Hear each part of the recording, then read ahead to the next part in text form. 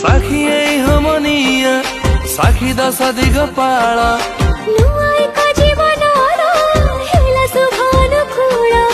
कथा देली तो आखिर केवे देविनी लुहा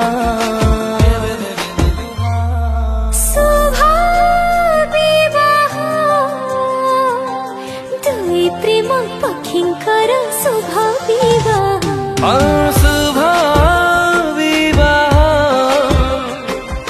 दुई प्रेम पक्षींकर शुभ विवाह।